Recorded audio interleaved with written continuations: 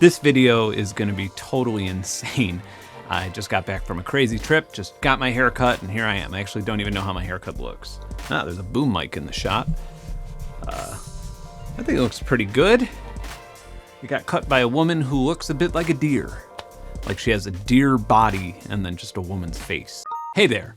This video is about the Empress Euroburo module, and it's not a review. The reason it's not a review is because I am closely involved with this particular piece of hardware. I've had the prototype for nearly 2 years, and for a period of time, I believe I was the only person in the world to have a working one. With that being said, this prototype was plugged in and powered on for almost that entire period of time, and it still works just fine and is almost indistinguishable from the finished version, which you'll find preloaded with quite a few of my presets. If you're familiar with the ZOIA, it is a ZOIA with some smaller ins and outs, some CV ins and outs, and a headphone port that you could put into your modular synth.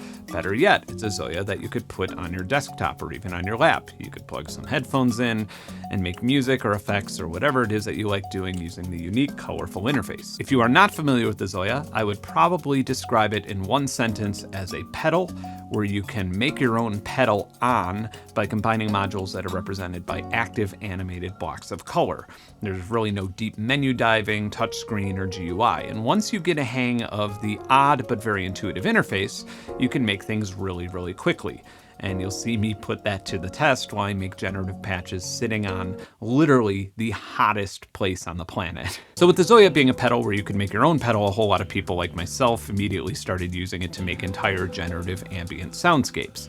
And so now Empress has made the Euroburo. The Euroburo is a module that you can use to make your own module or synthesizer, or you can simply use it as the ultimate end-of-chain effects module, or both at the same time, or even as a standalone instrument. There are a lot of things that I want to show, teach, and explain on this channel regarding this product, and much like the ZOIA, it will be frequently used on my streams, and I also intend on making a video explaining why it is not a direct competitor with modules like the Poly Hector. I have a feeling that a lot of people are going to immediately compartmentalize these two modules and pit the two against one another when, in my personal opinion, they could not be any more different user experiences. The most obvious being is that the Euroburo can come in a desktop case. So for example, you could use it with a drum machine or a Mother 32 or an Akai Force or anything with CV in or out or MIDI. You can power it for like a full day on a battery this size and use it on a bus commute or outdoors, which brings me to the rest of this video. Since I've had the prototype for so long, the experience of using the Euroburo in my own modular is not at all new to me. I wanted to do something different and maybe even start a sort of adventure travel gear concept that I could do more of in the future. My idea was to travel the entire continent by land from the East Coast to the West Coast and stop at some very crazy, remote, off-the-grid and beautiful places. And much like a painter would bring a canvas and paint to paint the landscape, I brought the Euroburo and a few other modules to just transform how the places felt into generative music patches. Then in one final dive into chaos, Perfect Circuit generously gave me the entire day to film at their shop on the West Coast with the freedom to use just about any module I could think of in a giant Eurorack modular patch. In this 5,000-mile journey by land, what we did not expect was an extreme heat wave in the already brutal desert or a Category 4 hurricane. But you came here for entertainment, so let's get it.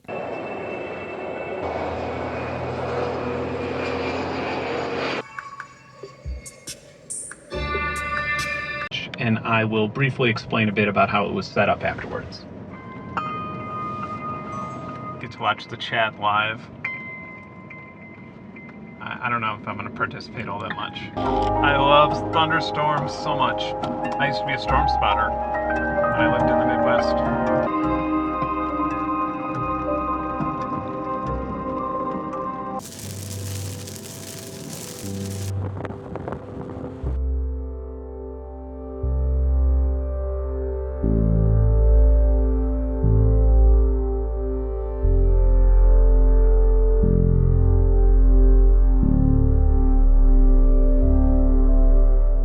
So my first stop was at the edge of a large wind farm in West Texas. Something about the lush plant life mixed with the rotation and movement of the wind turbines seemed like a great starting point. In fact, I spent quite a bit of time trying to match the phase and speed of LFOs to the 5 turbines near me, and I do reckon that I got about as close as one could get.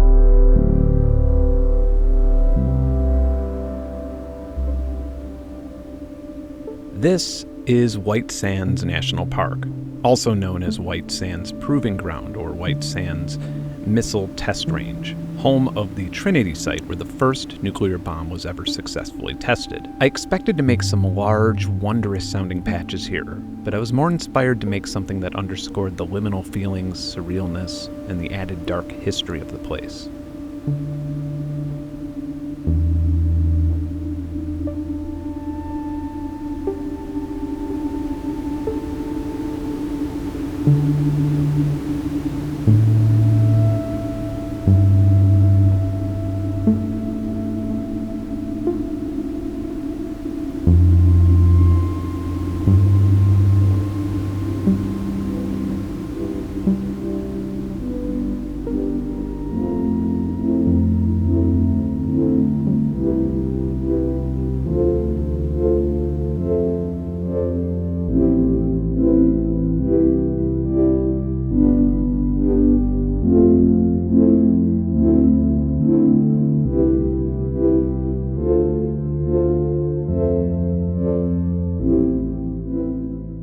If you get lost just north of the Mexican border in the empty desert of Southeast California, you'll find an abandoned city along the Salton Sea and a whole lot of people living off the grid. You'll also find a mountain that a man named Leonard Knight made out of adobe bricks, discarded auto parts, and a whole lot of paint. Before his recent death, Leonard considered it his religious duty, but these days he's regarded and remembered as a major staple in American folk art.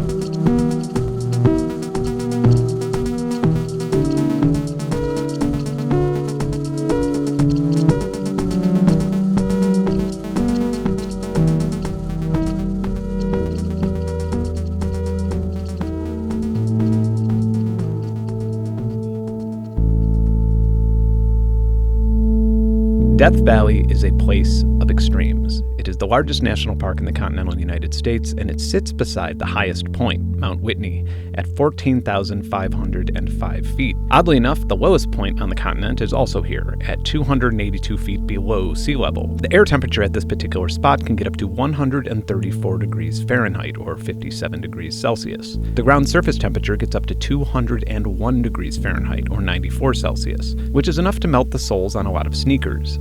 This makes this particular spot the hottest and most inhospitable place on planet Earth. What you're hearing now was made in direct sunlight at 119 Fahrenheit.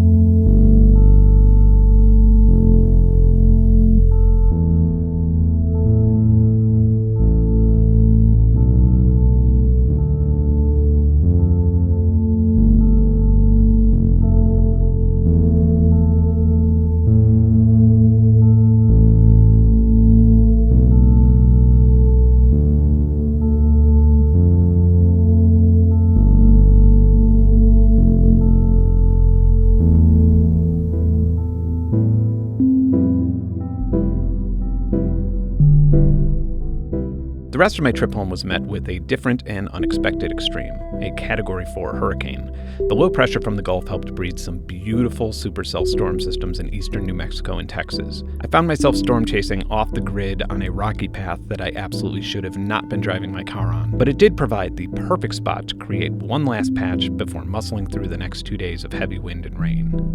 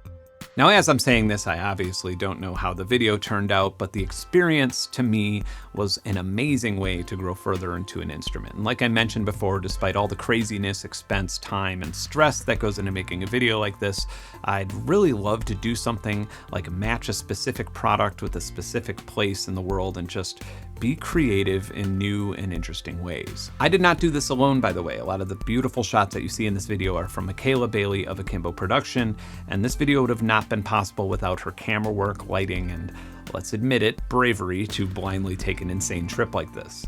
It made everything come together, and a huge thanks to Perfect Circuit for literally lending me their entire Burbank, California store for a day. And of course, thanks to Empress for chipping in on some of the hotel costs and just like being my buddies. It's not a sponsorship or a paid advertisement or anything like that. This video and idea was my pitch entirely, and they were one of the few companies that would trust me to actually make it good, which I hope I did. And finally, thank you to my Patreon supporters. Without them, this video would have been me mouth breathing over the module in this room for 20 minutes. But if you are into that sort of thing, fear not.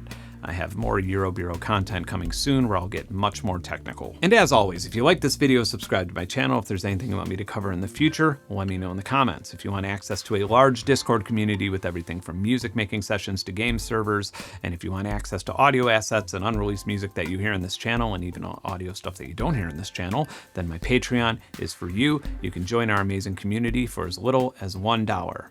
All right, that's enough. Bye.